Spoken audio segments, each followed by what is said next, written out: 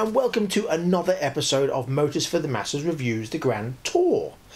Now, as you may have noticed, Malcolm's not here tonight, or today, whenever you're watching this. So I brought a lifelong friend along. Now this is Panda, and he is a panda. And he's here because I've had him since I was christened. He was a christening present. Ah! And as I'm 42, that means he is also 42. So he's the same age as me, and he's obviously dressed in the right apparel and has a pork pie hat. Best I could do. Sorry, Malcolm. Say hello. Yes, maybe I'm going mad. So it seems the opening scene had, by the looks of it, Lancia Fulvia, was it? Or Lancia Fulva? I can't remember what it's called now. The Hillman Avenger.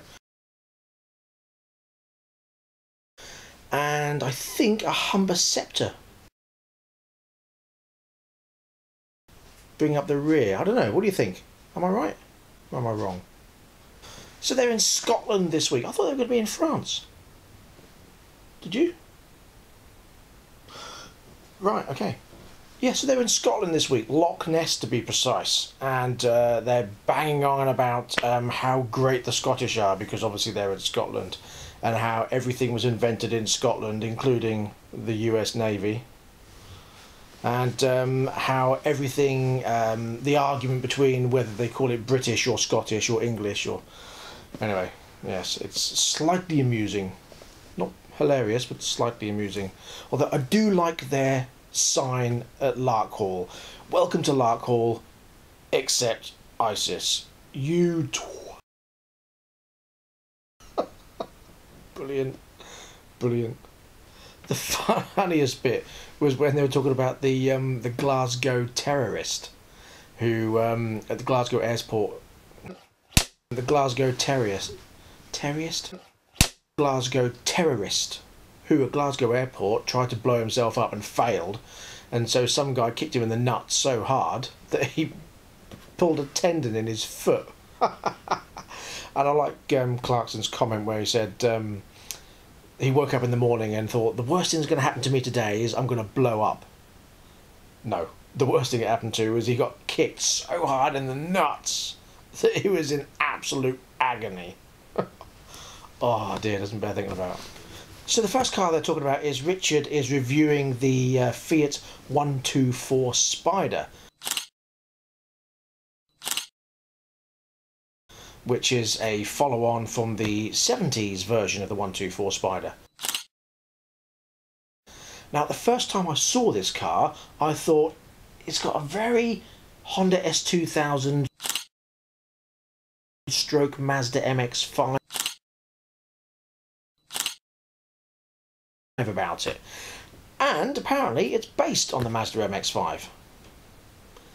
Now, I don't really like convertibles, and I don't really like those kind of cars, those little roadster mini things, but it is quite nice. It's quite a butch looking one, whereas I think the MX5 is a bit girly. I've always thought the Honda S2000 was more masculine, and this is more Honda S2000 than MX5, I think. However, apparently it's made on the same production line in Japan.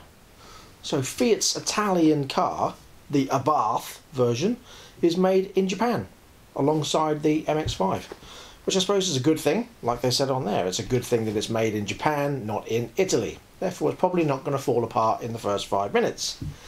What do you think? So how fast does it go? Really? Well, let me tell you. It does 0 to 60 in 6.8 seconds with a top speed of 145 miles an hour and a 1.4 litre turbocharged engine. Okay, 1.4 seems a bit to me. I'm sure with at least a 1.6 they could have got a better 0 to 60 time. But a car like that, stick a 2 litre in it. Okay, so they have given it a Monza exhaust, so it sounds nicer than a 1.4 turbo should.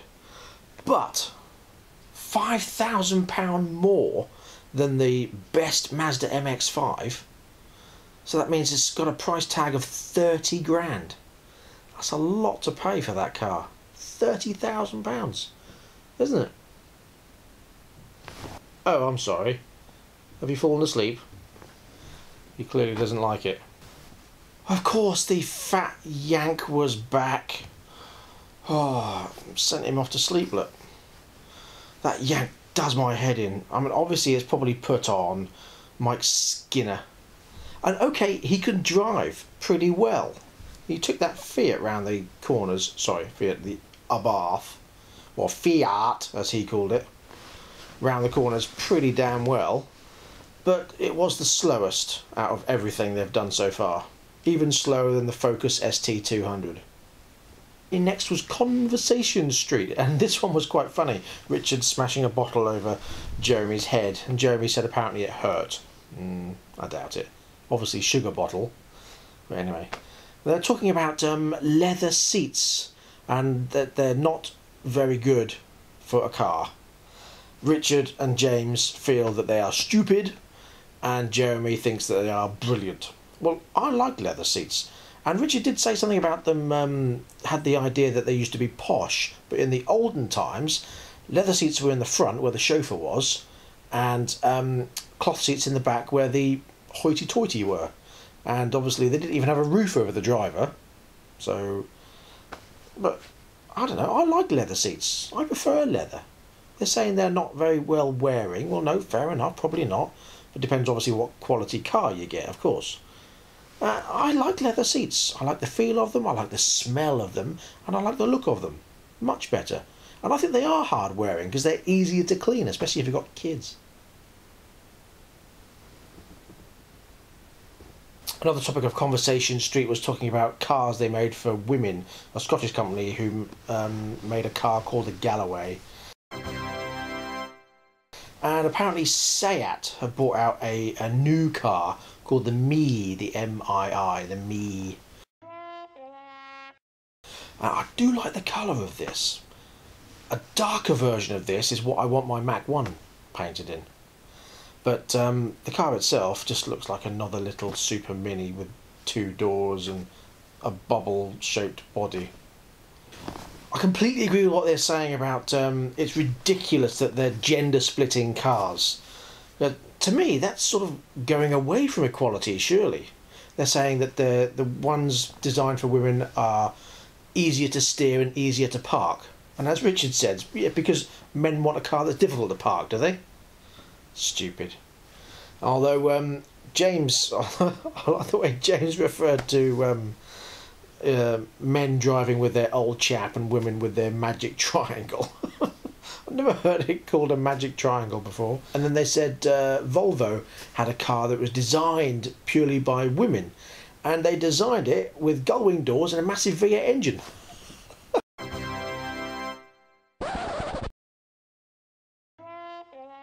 Quality. And Jeremy mentioned a car that was completely Scottish and not British at all. They gave all the credit to the Scots there, called the Scamp. An electric car that did 35 miles an hour and a range of 20 miles. Sounds like a G-Whiz. It's the prequel to the G-Whiz. Both ugly, both stupid, both ridiculous. So the next piece they were doing was the Maserati through northern France trip. Now, they obviously... sorry about that. They were given £5,000. No, they weren't. They used, apparently, £5,000 of their own money. Yeah, okay. And bought a used Maserati. Jeremy turned up with a nice red Maserati Bi-Turbo S. Lovely looking car. So then Richard turned up with the Maserati 430, which, as Jeremy points out, is just a bi-turbo, except his has got 4 doors and the bi-turbo has got 2 doors. And then James turned up in the Zagato Spider, which is basically a bi-turbo with no roof on it, or a floppy roof on it. Even though I knew it was coming, it was still funny to see. Oh dear, sorry. They were First of all, they had a drag race against a Suzuki Celerio, and finally won after they'd smashed into each other a bit. But then, because James May's fractured his arm, so he's in a sling, and he said, "Can I have one of those disabled knobs?" So, of course, while he was taking his tablets, the other two attached the knob. You can guess what's coming, to the steering wheel. It's the way they showed it was so funny. First they showed the other two, and then James's car came on, and as he was going around a corner, you just see this knob flopping around as it came into the screen. I've got to show you it. I'm sorry, I've got to show you it. In the convertible, James was very impressed with his new steering knob.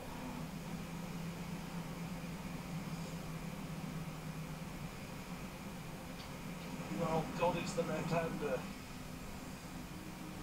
Bend the knob. They decided they were going to take their Maseratis to the south of France, and obviously reality of the fact that they bought Maseratis for under £8,000 meant half the stuff didn't work.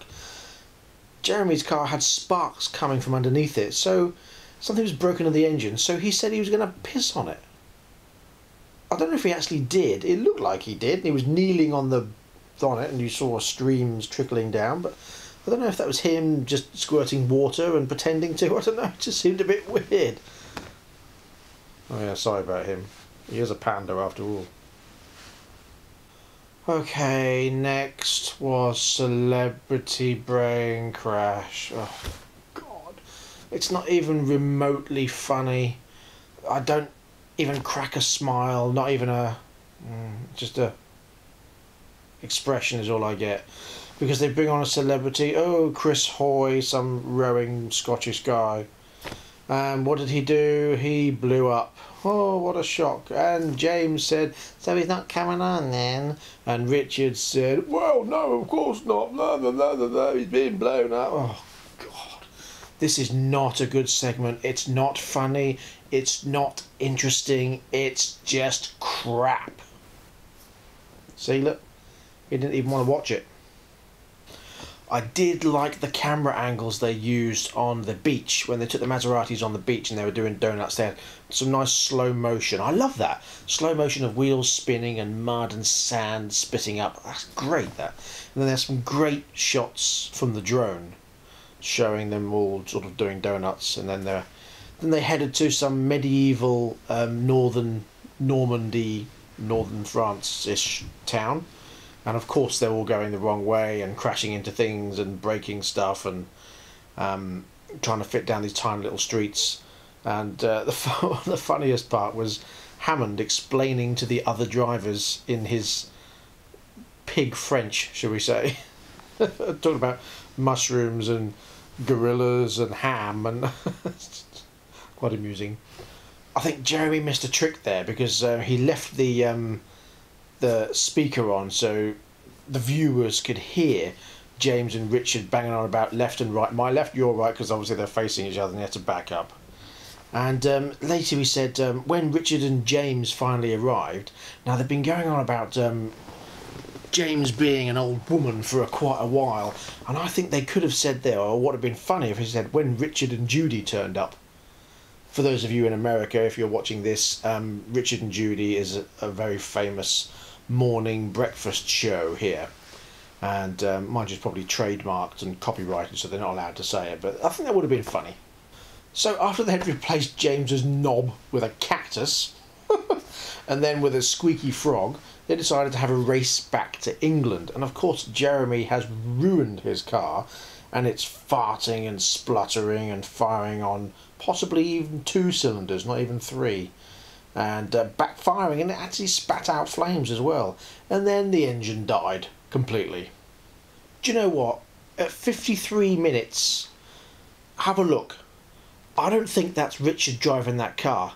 He's got sort of a bit messy hair, but it's short. And they're showing a guy drifting. They're showing a guy going through between containers, and he's driving really well. and then sort of drifting through containers. And the guy looks like he's got long hair. They're purposely not trying to show the driver. They're having low shots and fast passing shots, and I kept pausing it and pausing it, and it looks like the driver has got long hair. I think they're using a stunt driver. That's poor. So in their race to the port to get back to the UK, Richard did do a couple of the drifts, but the tricky shots I think were all done by a stuntman. Jeremy broke down and stuck his Maserati on the back of a Renault Transporter thing, and obviously as he was going around the corners the Maserati flew off the back. That was inevitable, and Captain Slow was being all blasé about doesn't matter, and then we found out he's arranged his own transport, and he put his foot down and disappeared off the edge onto the back of a little boat thing and ended up smashing into the water and taking the boat out with it. A little chuckle, but I just knew it was coming. I'm not quite sure what to think about it. I had a chuckle, and there's a couple of moments where I was but it wasn't oh amazing kind of thing, you know. A little bit sort of disappointed about it in the end.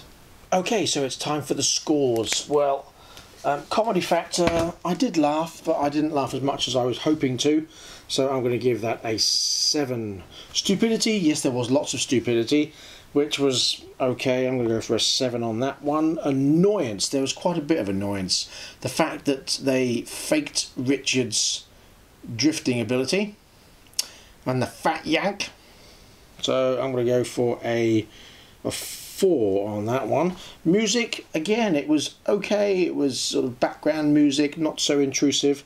Stick with a 5 on that. Cars, quite a lot of cars. The Fiats, the Maseratis, the other stuff. Yeah, I'm going to go for a 7 on that too. Location, yes, not a bad location. Okay, I'm going to go with a 7 on that. And content overall, that's a little bit disappointed, to be honest. Wasn't as great as I was hoping it to be. 7. What about you, Malcolm? Panda?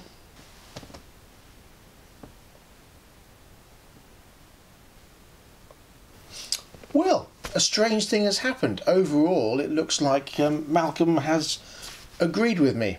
So that's 36 for him and 36 for me.